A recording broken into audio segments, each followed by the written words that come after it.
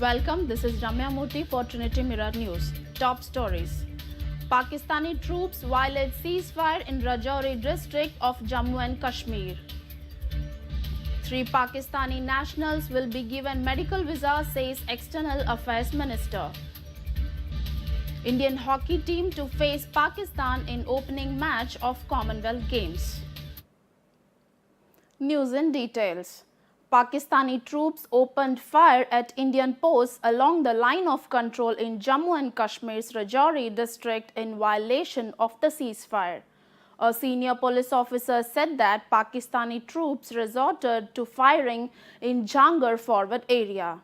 The violation of ceasefire came after a lull of over a week in firing by Pakistani troops at Indian posts. Pakistani troops violated the ceasefire for 3 consecutive days between November 15 and November 17 in Jammu and Poonch districts. An army jawan was injured in the exchange of fire in Poonch. On November 2, a border security force jawan was killed when Pakistan Rangers attacked a patrol party along the international border in Samba district. Goods and services tax collections dipped to Rs 83,346 crore in October.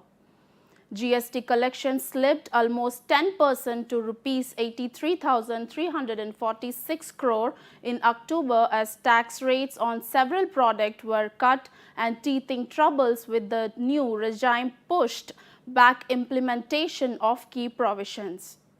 A finance ministry statement said that as many as 50.1 lakh goods and services tax returns filed for October resulted in a revenue of Rs 83,346 crore, down from over Rs 92,000 crore in the previous month.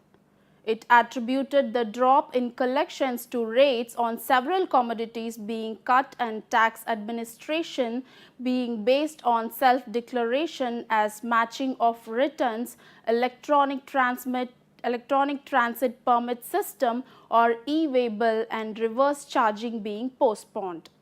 Also, there was additional tax inflow on interstate movement of goods called integrated GST or IGST in the first 3 months, while the actual credit being utilized only when final sale transaction taking place. The total number of initial GSTR 3B returns filed for the return of period July, August, September and October 2017 till is 58.7 lakh, 58.9 lakh, 57.3 lakh and 50.1 lakh respectively. External Affairs Minister Sushma Swaraj has said that 3 Pakistani nationals, including a 9-year-old girl, would be given visa for their medical treatment in India. Responding to a request by Danish Maimon for a visa to his 9-year-old daughter Maria for treatment of thalassemia, Swaraj tweeted that she has asked the Indian High Commission in Islamabad to issue the travel document immediately. Replying to another request by one Mariam Asim for medical visa for her father, she said that India would issue the visa and to contact Indian High Commission in Pakistan with the papers. The External Affairs Minister also assured another Pakistani woman, Fariha Usman, of granting visa after she requested her for it. Pakistani earlier accused India of politicizing humanitarian issues. Recently, Pakistan had accused India of selectively issuing medical visa to its citizens and that it was not a gesture of compassion but cold-blooded politicking. We'll resume back after a break. I'm ready. போலாமா? இப்படியே வா. கோவிலுக்கா? கோவிலுக்கு எப்பவுமே ட்ரெடிஷனலா வேஷ்டி கட்டிட்டு தான் வரணும். ரூம்ல Ramraj packet வேஷ்டி வச்சிருக்கேன். ஆம்பளையா லட்சணமா கட்டிட்டு வாங்க. விண்மையில் தரிசனம் வேண்டுதல் நம் வசம். இங்க இது கோவில். ஓ சாரி. செல்போனை வேஷ்டி பாக்கெட்ல வைங்க. வேண்டுதல மனசுல வைங்க. Ramraj Next Velcro Pocket Dhotis Temple Collections. Welcome back. Reigning silver medalists India will open their campaign against arch rivals Pakistan in a mouth-watering men's hockey contest of the 2018 Gold Coast Commonwealth Games. According to the schedule announced by the International Hockey Federation, Asian champions India are placed in a relatively easy but tricky Pool B alongside Pakistan, last edition's bronze medalists England, Malaysia and Wales. Five-time champions and hosts Australia, New Zealand, South Africa, Canada and Scotland feature in Pool A. The Indian men's team will play Pakistan in its first match on April 7, followed by games against Wales, Malaysia and England. Meanwhile, the Indian women's team have been clubbed in Pool A, which consists of current silver medalists England, South Africa, Malaysia and Wales. Title holders Australia, New Zealand, Scotland, Canada and Ghana are placed in Pool B of the women's competition.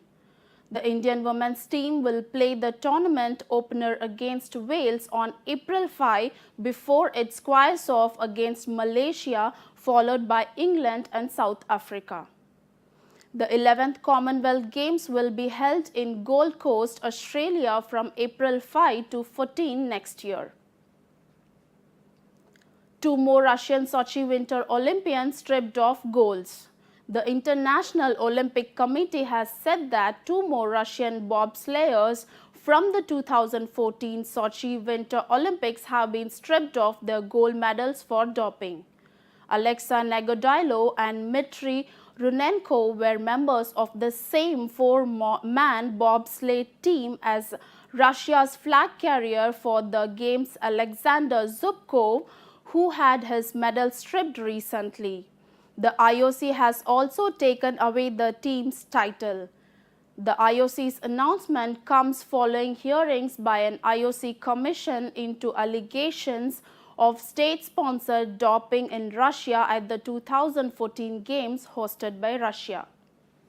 The IOC also disqualified Yana Romanova and Olga Velikina from all events they took part in at the Sochi Games for doping violations, taking away the silver medals they won. Velikina won silver in the women's 7.5 km biathlon event, while both were in the Russian biathlon relay team that came second to Ukraine. In addition, Sergei Chodinov, who came fifth in the men's individual skeleton, was also disqualified for doping breeds. The 5 athletes punished were also banned from competing at any future Winter Olympics. 3 lakh migratory birds throng Kashmir Valley. The gloomy winter landscape of the Kashmir Valley has come alive with a myriad of colors with the arrival of 3 lakh winged visitors from as far as Central Asia and Europe after arduous efforts by the Wildlife Department to restore their natural habitat. Tufted duck, gadwall, grey-lag goose, northern pintail, common pochard are some of the most sighted birds in the wetlands of Kashmir. An official of the Wildlife Department said that the winged visitors start arriving in the valley towards the first week of November as Kashmir presents them a comparatively hospitable alternate habitat compared to the extreme freezing conditions in their natural habitats in Siberia, China, Japan and other countries in Northern Hemisphere. More birds are likely to arrive in the next 45 days as the temperature is expected to drop in some of the places where these birds come from. Well, that's all for today. Thank you.